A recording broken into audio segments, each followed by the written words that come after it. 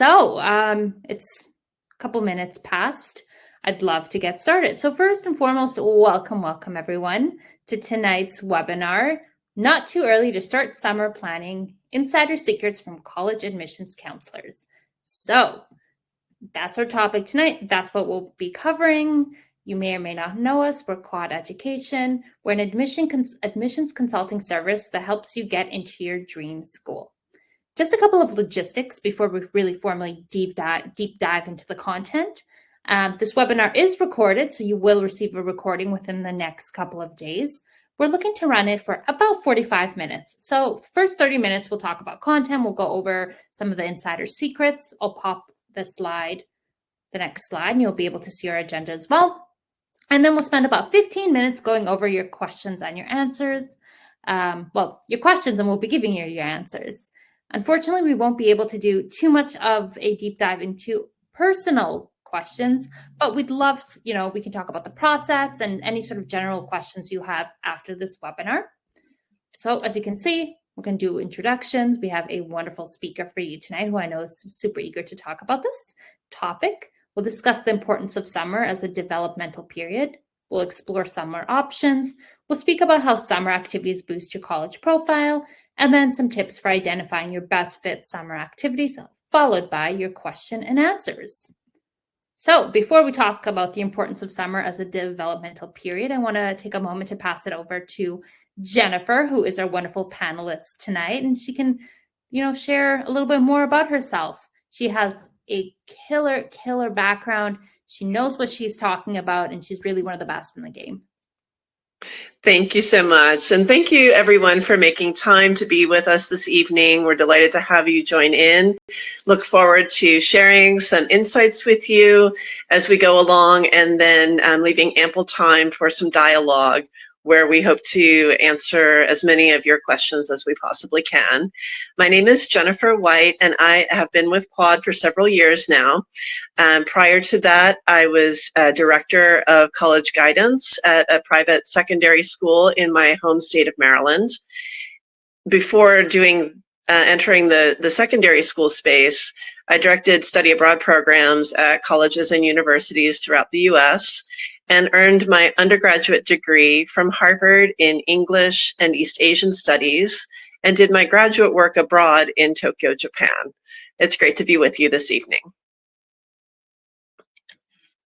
So we're going to first start by thinking about why is summer important in terms of a student's individual development.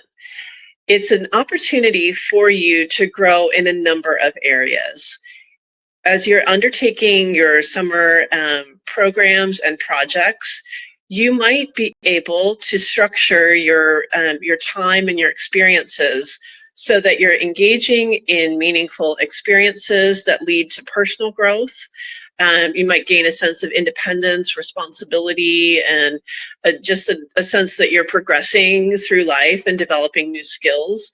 I know that my students, when I was running study abroad programs, would routinely come back from experiences abroad talking about not only what they learned in the classroom, but also how much they had grown as a person.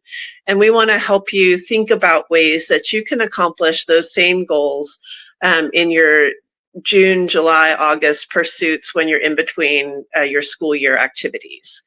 You're going to gain a sense of enhanced confidence, and also perhaps engage in some opportunities that give you a chance to develop your character. So think about opportunities that can grow you in those ways. We can go to the next slide. Yep. And so as you start to think about, well, what kinds of programs can I engage with? What kinds of opportunities can I pursue during my summer? We want you to think about some of the benefits and some of the pros and cons. You're going to have the chance to perhaps, if you choose a campus-based program, get a taste of what it's like to be a student at a certain university. Sometimes students who are in the beginning stages of considering their school program, their school college list, might not have a clear understanding of what would it be like to attend a really large campus. What would it be like to be a student at a smaller institution? If I'm based on the West Coast and I haven't spent a lot of time in the East, and I think I might want to attend a school in that region, doing a summer program that's based in the area you're considering for your school choice can give you a kind of a sense, a preview of what you might be able to look forward to if you were to attend a college in that area. You can also spend your time when you are engaged in a summer opportunity like this, exploring a potential major and engaging in enrichment activities that are going to really round out your school curricular experiences. Some of the benefits involve providing you with some data and some information and some experiences that can help you determine what you want to study in college. You might think that a certain field is perfect for you, and then you do a little bit more of a deep dive into it and recognize, this might not be the best fit for me.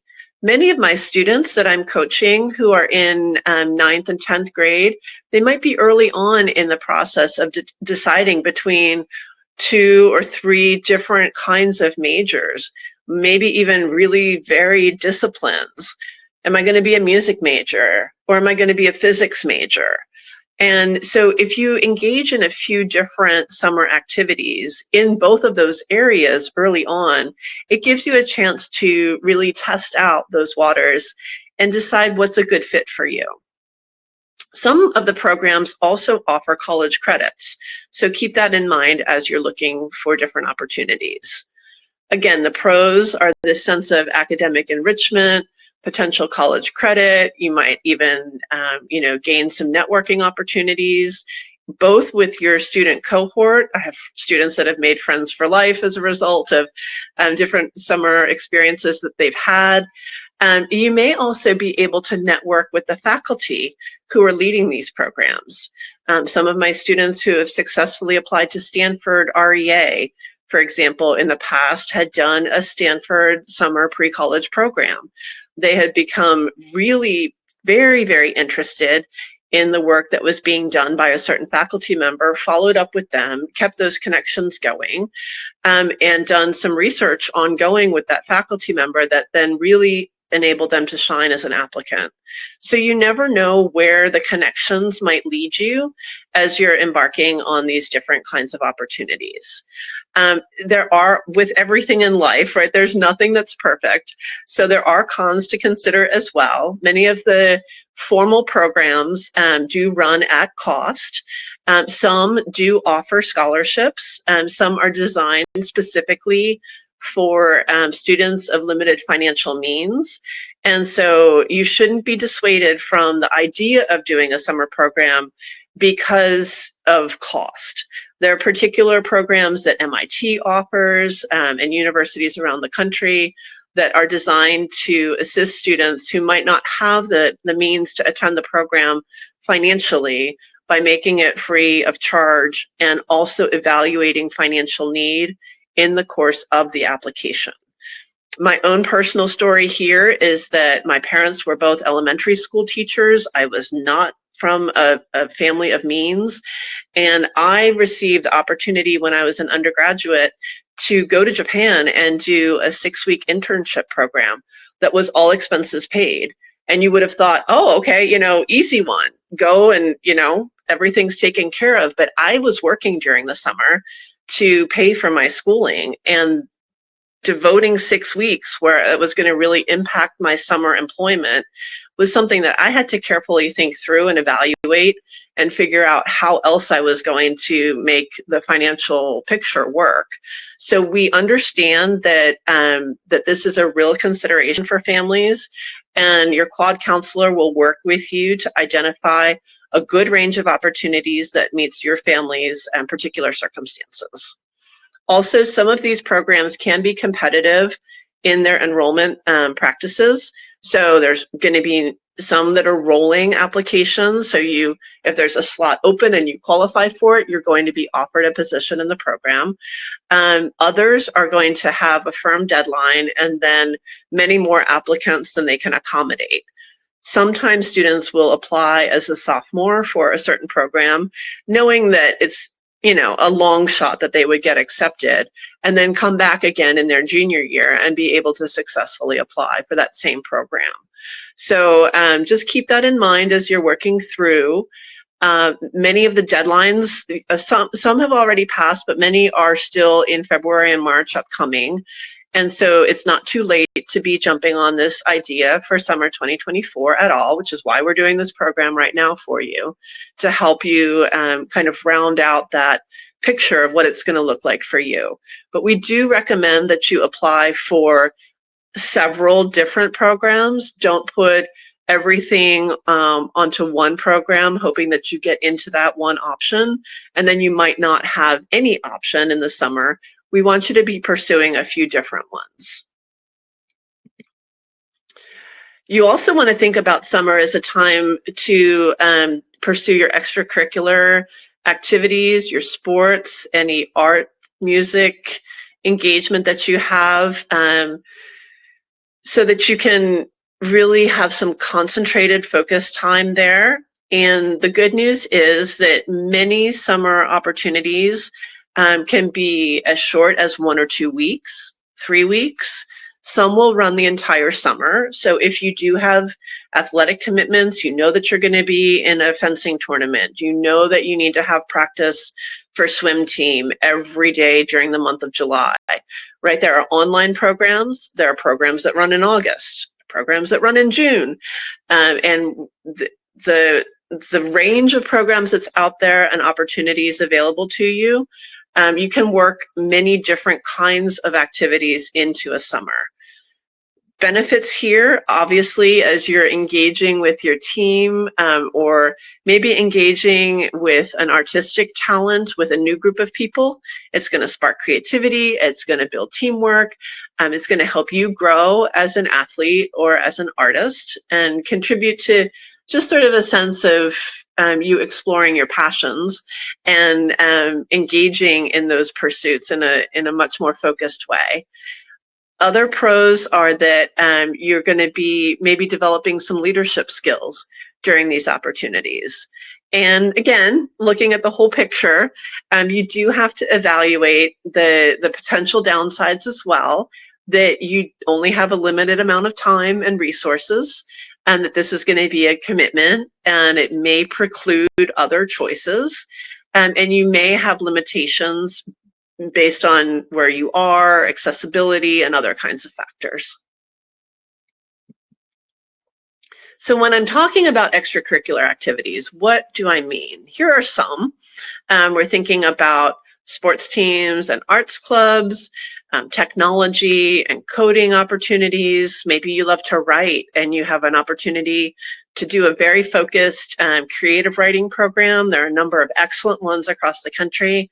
Maybe you're wanting to explore journalism as a potential future career, and you would have the opportunity to hone your skills and take those back to your school and have those contribute to your growth and your leadership. Perhaps there are academic clubs and competitions that you want to engage in the summertime that you haven't been able to during the school year because of your busy academic schedule and other constraints. And many, many, many internships and volunteer opportunities and structured programs exist in the field that's really growing right now. It has been for some time, for environmental and sustainability initiatives, where you can really get some hands-on experience working in your area or a new area to you, and again, developing those very important leadership skills in the process.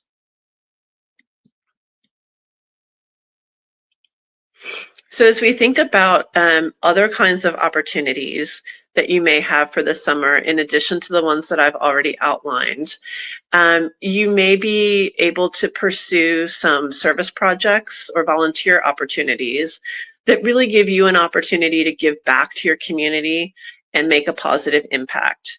These can be local, they can be somewhere else in the US, and there are many opportunities to do this abroad. You may have, you may be studying a language and you want to really spend some time practicing those language skills in an environment where you get to do that on a daily basis and make a positive impact on a community at the same time.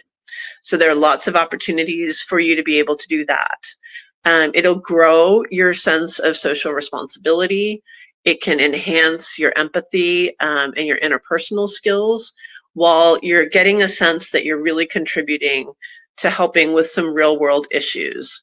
There might be, you know, for example, a neighborhood park initiative in your community where there's just a need for help and hands to work on a certain area, and really, you know, then you'll be going through that community area knowing that you had a hand, literally, in helping to improve the look and the accessibility of that region in your local community. You might be on a coastal area that is in need of volunteers to help with that habitat. You might be able to learn a lot in that process as well, in terms of what toxins are we looking at here? What are the sources? What are possible solutions? I've had students brainstorm all kinds of creative solutions and projects as a result of even a short engagement with volunteering and service projects during the summer. Some cons can include logistical challenges. You do need to look carefully at any of these opportunities to make sure they're being ethically run and that your vision aligns with the vision of the organization.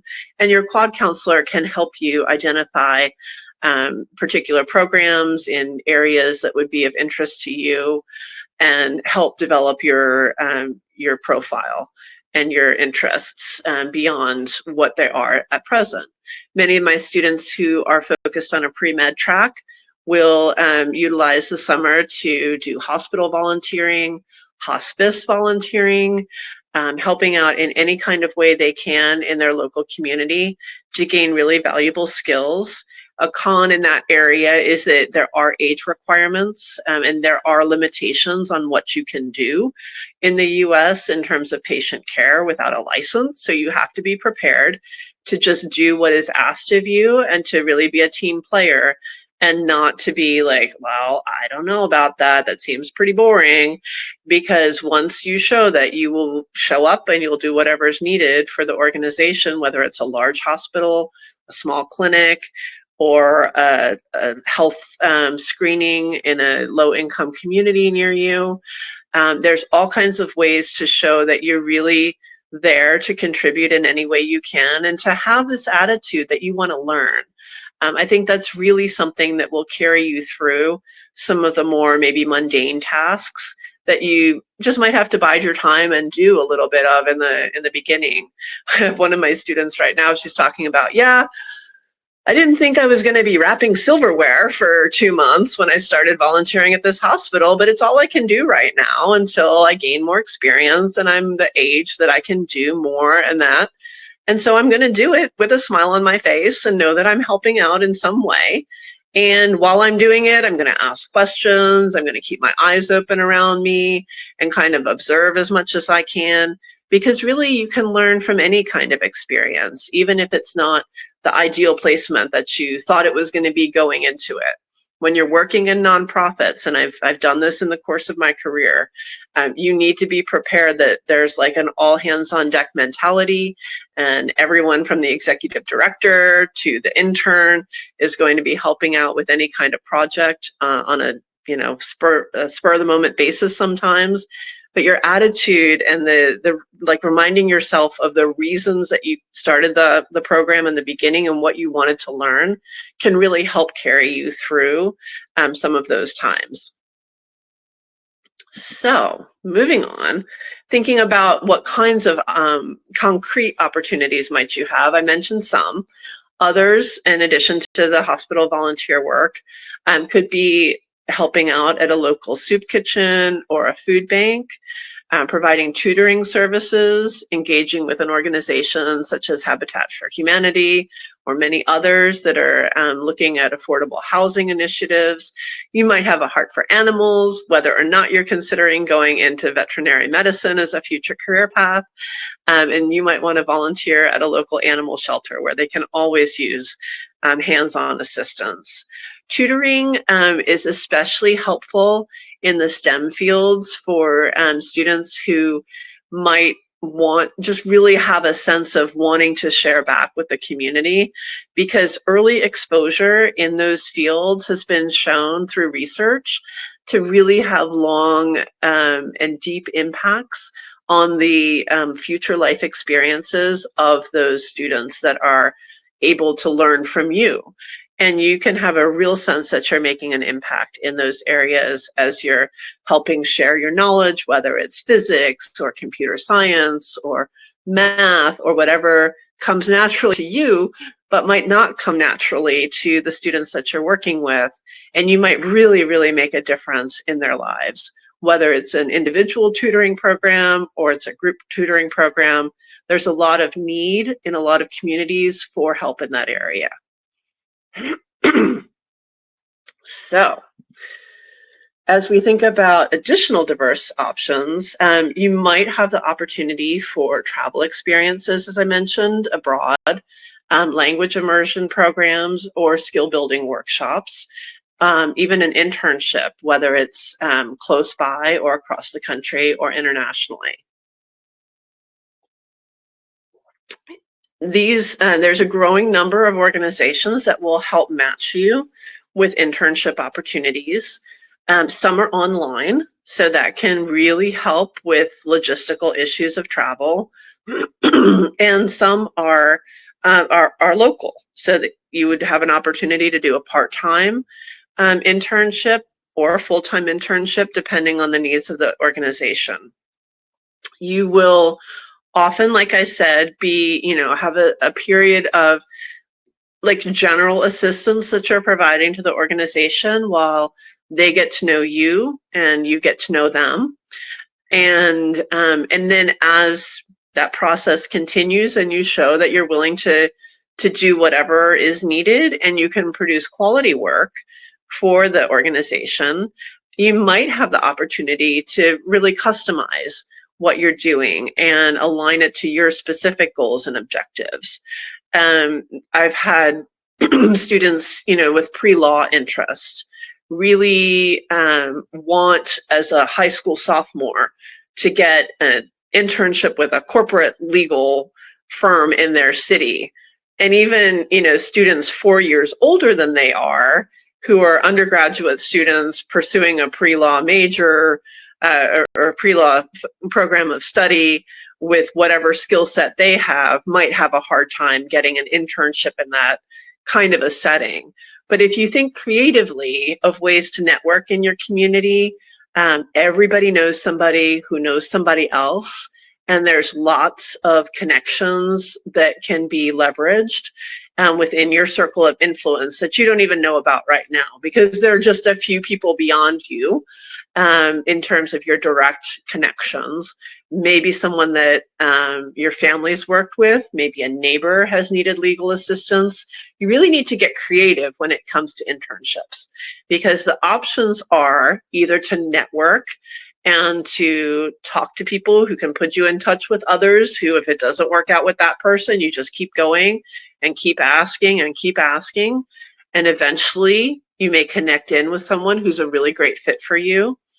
If those kinds of, if that process is either intimidating for you or it's just not working out, there are organizations that will provide internships for you, but there's a fee involved in that.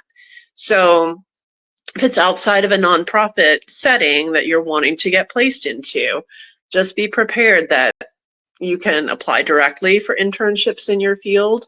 Sometimes if those are in the corporate setting, you will be paid for being an intern, but there are other ways to find internships on your own and through a paid internship program where you're engaging the services of a company to help you locate an internship that will be good for you. If you're thinking about going abroad, there are lots and lots of different options for you as a high school student. There are a number of programs that have very long track records in successfully helping students adjust to being in a new country and a new culture where you may or may not speak the language. And you want to be thinking carefully there and looking for, a good long track record of being in the host country, someone who has an idea of the impact that bringing students at this age group and from the US into the host community, what kind of an impact that can have on the host community, and is mindful of that process. And you don't be afraid to ask for a few former participants that you can speak with about their experiences. Usually programs will have already identified some ambassadors that you can connect with and ask your particular questions that you may have. And it's just a good way to kind of vet the program that you're considering going with. You want to pay careful attention to safety practices. If there's a homestay component, how have those homestay families been chosen? All kinds of things like that are very important to research on the front end so that you have a good feeling about who you're choosing to help facilitate an international experience for you. Those opportunities can result in tremendous personal growth, a real sense of independence as you've spent time away, not just from home, but from your country where you would otherwise be spending time. And they can also, in the case of internships, lead to the skill sets that you're going to need to continue on growing academically and personally and professionally. The cons here, again, similar to before, are cost and accessibility issues. If you have a physical condition that requires accommodation, whether it's type 1 diabetes or it's whatever condition it is that you deal with on a daily basis, you want to make sure that the program is going to be able to accommodate that in the local setting. And so be very clear about your needs in the beginning and communicate openly about that, and make sure that you're going to be able to have a successful experience. And you do need to do your own research and make sure that you're choosing something that is going to be a quality experience for you and a legitimate experience, as I was outlining before. So here we're thinking about culinary arts programs, perhaps, photography workshops. Political internships is a big one if you are thinking about applying in political science or government or international studies. It's very important that you've had the chance to demonstrate your skill set and enhance your knowledge through an internship or a volunteer opportunity where you've been helping out with a campaign, you've been helping out with the League of Women Voters, you've been helping voter outreach into immigrant communities and helping with education and outreach. There's a variety of ways that you can get involved with issues that are important to you and that you know are going to be something that you want to focus on. Also, cultural and language clubs can be another area that you might want to explore, whether you're interested in teaching ESL, whether you're interested in learning about other cultures. There's a host of opportunities that are available to you in many regions, either in your local community or in a new community. I think that it's one way to look at this is that, like, early on in your 9th or 10th grade summers, you might be doing a more structured program. You might be engaging in a couple of different areas of interest as you're trying to really hone your own direction and the area of focus that you want to have for your undergraduate studies. And then as you move into your junior summer, the hope is that you've identified the area that you want to focus in on. You've maybe had 1 or 2 impactful experiences already that were structured. You've gained some skills. Maybe you're interested in STEM and you needed to learn lab skills to be able to do your own research project, or to be able to assist a faculty member in their own research. And so then by the summer between junior and senior year, ideally, you're able to do something that is perhaps a little less structured, a little bit more self-driven, where you've identified, I want to be doing research in this one area, and I've been already learning a lot of relevant skills and background, and now I'm really equipped to go and pursue this on my own. So just kind of think of it as a trajectory where you have to start somewhere, and so often you're starting with these assisted learning opportunities. We do encourage that you think about not just enrolling in a summer course. Admissions officers know that you are taking courses from the fall until the summer, and they really like to see students exploring other kinds of opportunities than sitting in a classroom again for 3 or 4 weeks in the summer and taking a focused course. There's lots and lots of hands-on opportunities, experiential learning, research projects, internships, all the things I've been describing this evening that can be a real value add to your own learning, and also as you're presenting your experiences to a college admissions committee in your senior year, that you've really pursued opportunities that were different from how you engaged with learning during the school year. So just keep that in mind as you're looking for what you're going to be doing in your summer opportunities. Great segue into how do these summer activities contribute to boosting your college profile. So first off, no one has to do a summer program. You can go on vacation. And so the very fact that you have taken it upon yourself to do some research and to make a selection and to stay with that program and that opportunity through to its conclusion are going to demonstrate your initiative and sense of purpose and commitment to the areas of interest that you have. It's one thing to say, I love biology. I would like to be a biology major in college. It's another thing to say, I love biology. Here's the coursework that I've taken.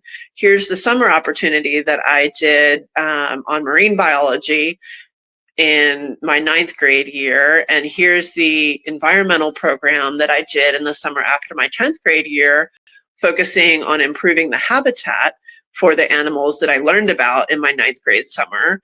And then here's the research project that I did in the summer of my junior year that combined the two of those things that I published in this journal and gave a presentation on at this conference, right? So you get a very different sense of an applicant's real sense of commitment and interest in a subject matter area between those two students, right?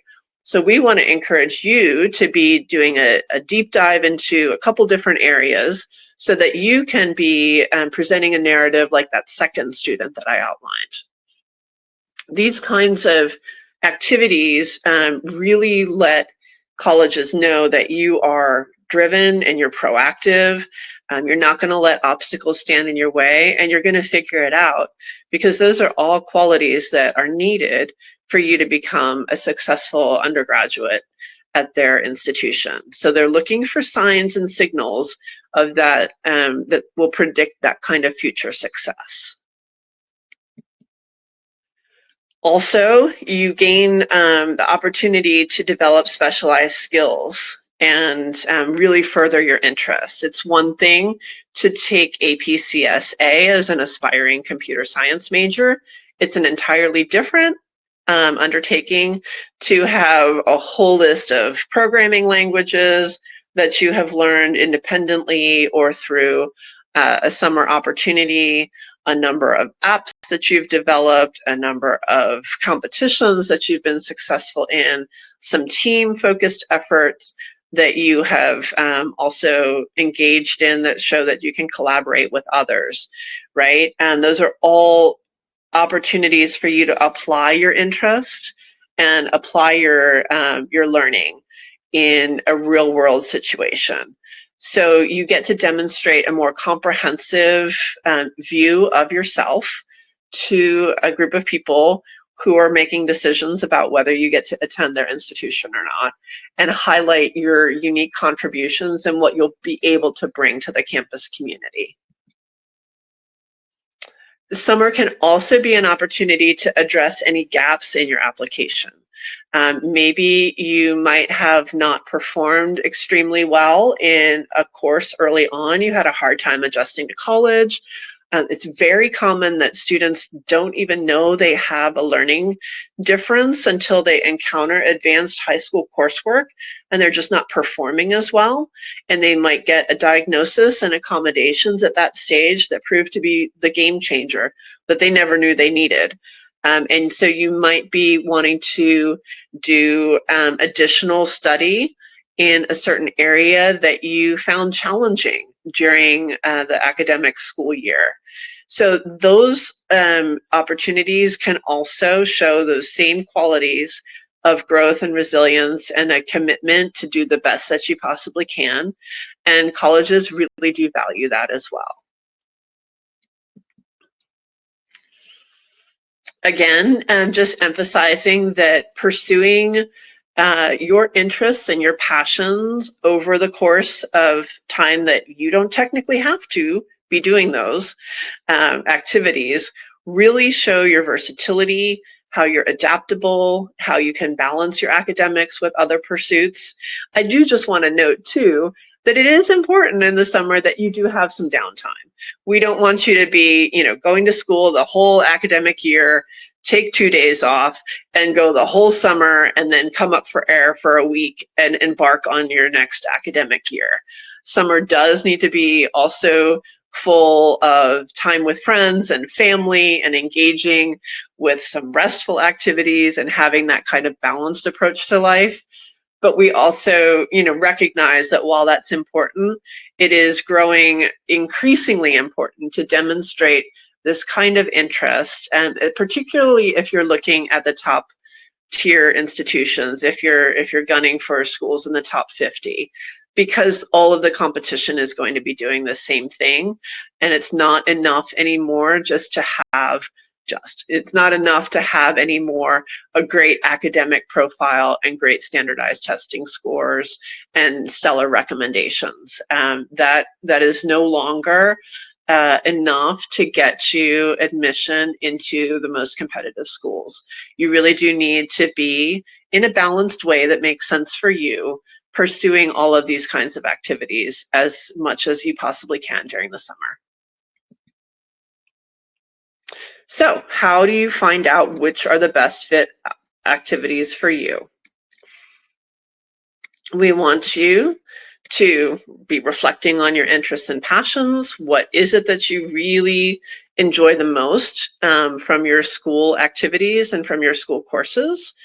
Think about where those interests could lead and do a strengths-based inventory of what am I really good at, both in terms of tangible, concrete skills and less tangible values and qualities of yourself. It can be really helpful to talk with teachers, with family members, and with your peers to get a kind of a 360 view of yourself in this way. You want to build on academic subjects that you're naturally gifted at. We're not all good at everything. Maybe 2 people in the world are. But most of us are good in a couple of fields, and you want to build on those strengths and really capitalize on those interests and strengths. While, as I said, you can consider a variety of activities, types of activities during the summer so that you're engaging your whole self in the learning process. It's important to be thorough in your research, looking at eligibility.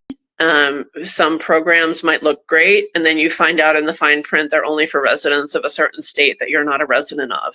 So definitely read all the fine print early. Your quad counselor is going to be right there with you, guiding you through that process so that you can check your eligibility. Are you meeting the program's stated goals? Have an honest conversation about finances and are there scholarships available? What is possible for your set of circumstances, and then be mindful of building a network, both of peers and of academic leaders at the programs that you're engaging in. That's super important. And we have plenty of time for questions now, and I look forward to hearing from you guys. You are fantastic. Thank you so much for that. I've been reading the chat as you've been chatting and sort of sharing all your knowledge, and we have some fantastic questions coming in. Unfortunately, I don't think we're going to be able to get to all of them, but we're going to try our best. So the number one question across the board, asked a few times, is sort of around how they find these summer programs and how do they find these sort of internships. Do you have any advice for our audience? That is absolutely the number one question being asked. Number one question. So Quad has resources available in that capacity on our website that are available to you. And it's, a database that's searchable. There are a number of searchable databases that you can engage in for programs abroad. And there's, volunteerabroad.org. There are all kinds of directories like that. There are, a Google search can yield lots of results where that you want to say, USC is on your list of possible schools that you'd like to attend. So keywords, USC, summer, or pre-college, gets you to that section of their website where you start investigating what's on offer at that institution. For internships, as I mentioned, there are certain organizations and a variety of them that will offer structured internship programs available for students at the high school level. And most of my students have found it through good old word of mouth and letting your community, as many people as you know, letting them know that you are looking for an opportunity to shadow a physician, talking with your doctor, having your family talk with their doctor. I have a parent right now who's engaged in a graduate program. That parent has contacted the professors in their graduate program. Community colleges can be a great source of research internships because they might not have the funding of a larger institution, and they might need a lot of help in their labs over the summer and be a little bit more approachable, especially if it's your first time doing a research internship. You're not going to knock on Caltech's door and be like, hey, I'd like to do an internship with you. You want to go and you want to build your skills first. But it's networking that will take you places that you will be surprised where you land. I love that. And I think I wish I had a way to pop up the word networking in very big letters. It's the question that keeps coming up, right? So the websites, the internships, how they can find these research activities. Again, it comes back to two things that really stood out: networking, quite clearly, and just a brief Google search as well, sort of to spin it back to Quad. We do offer consultations, free consultations, where you're actually able to sit down with one of our counselors and get your questions answered. Just right on our website. It'll be the first thing you see on there. So I think that's also a really great resource. But our website is meant for that. And we're here to help you, to assist you, to guide you in any sort of way possible. Let me see. Let's go through this. So I do see some questions coming in that are very specific to individual needs. Again, shoot us an email, book a consultation, and we'll be able to chat, just because we want to be mindful of everybody's time as well. And which is why we aren't able to answer live questions on this particular webinar. Let me see. In the meantime, Jennifer, while I scroll through these, what is your, and I think I know what you're going to say, just in general, what is your number one piece of advice just for students and sort of the college admissions process? You are, like I've said this a few times, you're fantastic at what you do, and I think we'd love to hear from you. So you're thinking of students, could you just rephrase the question? Yeah, absolutely. Just your number one piece of advice. Doesn't necessarily have to be summer programs, but what do students need to know when it comes to college admissions that okay. So we're going big picture. Great. Yes. So thinking big picture. Here's the question. I'm going to answer it in reverse. Here's the question not to ask that almost every student starts out asking. So ask it to your friend or your family member and let it go out of your mind forever. What are colleges looking for? Very broad, very impossible to answer. The most important thing, what is College X looking for? How can I structure and kind of mold myself into the student that they're going to pick, right? You need to be you, and you need to know your own strengths and your own passions and your own abilities that make you different and more amazing at that thing than anybody else that you know, at least. And you take that and you run with it, because as you're pursuing summer opportunities, as you're pursuing academic opportunities, as you're deciding which field of study you're drawn to and possible career paths after that, and you're preparing your college applications that talk about all of those things, it has to be authentic, or the admissions officers are going to see through it from a mile away. They've read the essay that they know was formulated to try to get into their school. They're looking to get to know who you are as a student and what you can contribute to their community that nobody else can. So in order to have that conversation on paper, and sometimes in the course of an interview, if that's part of the process for you, you have to become an expert in yourself, and you have to develop your own skills and talents to the best of your ability. That's my number one piece of advice. And we love hearing it. So I think there's two questions that I'd love to answer because they are very much out of the box.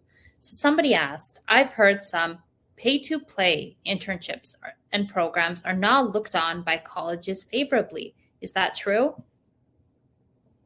Depends. It can be, depends on the program and depends on the college. But again, I'm thinking about how does one get started in a field. Say that you've tried networking and you've run into dead ends and brick walls. Engaging with a structured program that's going to help you learn about neuroscience, forensic psychology, constitutional law, or pick your, field that's not commonly taught in the high school curriculum, and help you have a better understanding of that subject. You really have got to start somewhere. And so in my experience, at least, colleges understand that process. Now, if your entire academics come down to, I did this program, I did this program, I did this program in my freshman year, then I did the same thing in my sophomore year, and then I did the same thing in my junior year, that's not developing your skills, that's not developing depth, that's not going on into contributing into the community or developing an independent research program project that's going to be very impactful, might relate to an issue that's close to your heart or your community's heart. They want to see a progression, and so that's very important to keep in mind. You don't want to stay with one particular format of a program, of a summer opportunity throughout the course of your high school career. Had to take a second and mute myself there. Hopefully that answers the question. I think you did fantastic with that one. Last question coming in from Adam. For a student interested in business, is starting a very small, simple, cause-related business less impressive / valuable than an internship with a company? And they give an example. The small business may be pretty small time and also not yield a recommendation. Mm-hmm. Sure. And I really appreciate that question, Adam. Thank you. Because one of the things I told myself to remember to share coming in and then forgot to share is the importance of summer work experience. Schools love to see that students have been working. And so if you have the opportunity to do a summer job that is related to your field of study, it might be, helping on a part-time basis in a legal practice or a doctor's office or whatever it might be. That can be really a valuable skill set.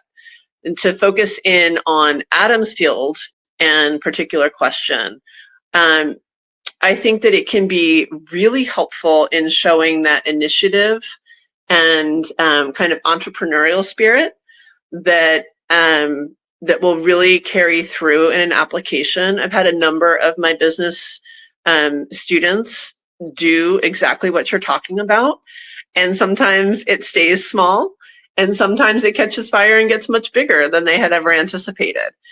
But regardless, they've grown skills in marketing, advertising, contracts sometimes, all kinds of different product development ideas have, come and gone. You have to be willing to fail at what you're doing and then be able to articulate what you learned from, okay, I tried this, it didn't work out. And so then I went and I tried this and it did work out, kind of an approach. If, however, you want to go into finance or you want to go into, something that's a very focused corporate field like that, you're going to need to gain that experience interning in a corporate setting. So it does, within the realm of business, it's a very broad field, and it does depend on what your goals are for what you can see yourself doing on the other side of your undergraduate business degree, in terms of what specific activities you would engage in your high school years. Sometimes students will either have a family member who has started their own business and be able to learn from that family member at a larger scale, or someone in their neighborhood that they're able to connect with and help out in an established business. And that can be also a nice kind of transition point between what you might be equipped to do with the skill set and the resources that you have, and what you can learn about the startup possibilities and challenges and everything, the great successes and the leadership that you grow in that area. But it might always stay small, like you're talking about. You can also kind of map that and contrast that with a more established business that you might be surprised, again, as you are asking in your community, in your circle of influence and their circle of influence, what opportunities might be coming your way that would be related, but at a slightly larger scale. Fantastic. So I do see a couple more.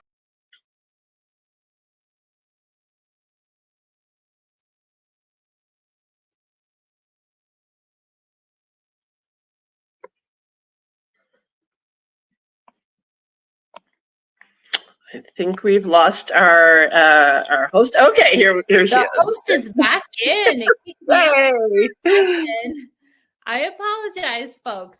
As I was saying, and I apologize, I have no clue what happened there, but gotta love the internet. We have a couple more questions, but I do want to be mindful of the time. So I encourage anybody who maybe didn't get their question answered or would love more information just to reach out, email via our website, and we'll make sure we get those questions to you, or those answers to you, I should say. Jennifer, thank you so much for your time. Absolutely, my pleasure. Our audience, absolutely wonderful audience, completely engaged. We appreciate it. And yes, that's it for tonight, folks. I hope everyone has a fantastic evening.